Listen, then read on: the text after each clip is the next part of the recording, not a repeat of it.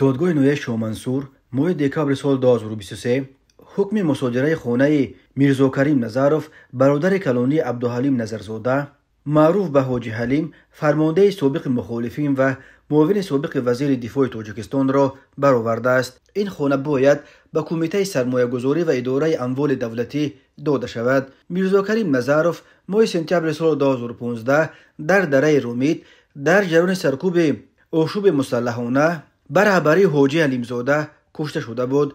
خانه باسی در زادگاه این خانواده یک زمان پرنفوذ در کوچه قروتگین در کناره‌های شرقی شهر دوشنبه جایگیر شده است. درباره این قضیه روز 18 ژانویه سال 2024 رادیوی آزادی خبر داد.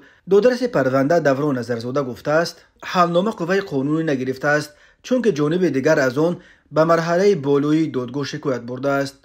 میرزا کریم نظروف در سالهای جنگ شهروندی تاجیکستان در قزاقستان تجارت میکرد و از جمله به تجارت ارد و گندم مشغول بود. بعد ختم جنگ شهروندی به تاجیکستان برگشت و چندین کارخانه را از جمله کارخانه نونپزی در نزدیکی گردش فرودگاه دوشنبه را خصوصی کرده بود. نزدیکانش میگویند میرزا کریم نظروف به سر خود یک صاحبکار مستقل و خیلی موفق بود، ولی منابع نزدیک به مقامات بر اینند که این همه کارخانه هایی که او میچرخاند در اصل به حاجی حلیم تعلق داشتند. دادگاه عالی تاجیکستان هنوز سال 2016 قرار به فایده دولت مصادره کردن منزل میرزا کریم نظروف را برآورده بود.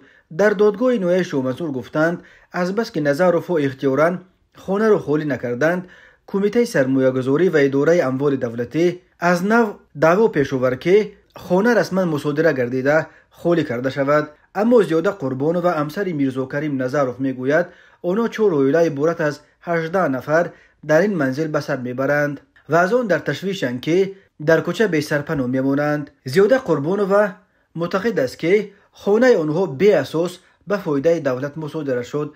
یک ماه باز خواب و خور نداریم، نگرانیم که اینقدر فرزند را در زمستان به کجا میبریم. 16 سال باز در این خانه زندگی میکنیم. حجتهایش قانونی. پیش از آن حادثه سال 2014 شوهرم همین خانه را به نام من و بچه‌ام گذراند. آنها اومده خانه ما را به نام حاجی حلیم گذراندند و همین خیلی غم داده ایستادند، گفته زیاده قربان. و حاجی حلیم که قبلا از فرماندهان مخالفین و سال آخر معاون وزیر دفاع بود، ماه سپتامبر سال 2015 به کوشش آشوب مسلحانه عیبدار شد و با جمع از یارانش در دره رومید یک پایگاه عمده نیروهای مخالفین در سالهای جنگ شهروندی فرار کرد. عملیات سرکوب او و یارانش 12 روز دوام کرد و از دو طرف بیش از 40 کشته به جا گذاشت. میرزا کریم نظروف روز 16 سپتامبر سال 2025 با 2 برادر دیگرش عبدالرحیم و میرزا حیات در یک شرایط مرموز کشته شدند. منابع نزدیک به مقامات گفتند که 3 برادر حاجی حلیم برای به تسلیم شدن مایل کردن او به رومید رفتند، ولی گویا در راه از طرف آشوبگران کشته شدند. منابع نزدیک به مخالفین میگویند که آنها را خود نیروهای حکومتی کشتند. بعد سرکوب گروه حاجی حلیم مقامات حزب نهضت اسلامی تاجیکستان یک تشکل عمده مخالف حکومت را به دست داشتند و وقت رهبری آشوب عیبدار کرده آن را بستند و برای خط سیاه سازمان‌های افراطی و تروریستی شامل کردند. با اتیاب همدستی در این آشوب 10 نفر از جمله رهبران حزب نهضت اسلامی تاجیکستان و چند تن دیگر از برادران و خویشاوندان حاجی حلیم دستگیر و به سالهای طولانی زندان محکوم شدند. این یگانه حالت به فایده دولت مصادره کردن افراد متهم به اشتراک در آشوب حاجی حلیم نیست.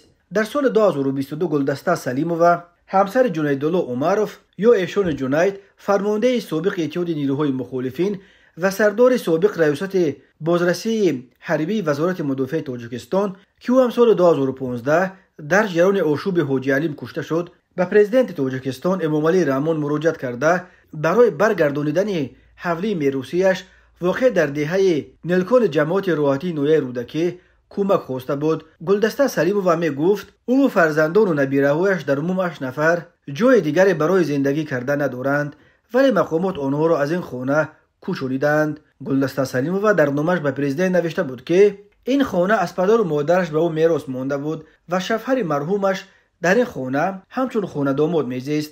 جنیدالله عمروف هنوز سال 1988 با دختر خالش گلدسته سلیمو ازدواج کرده بوده است.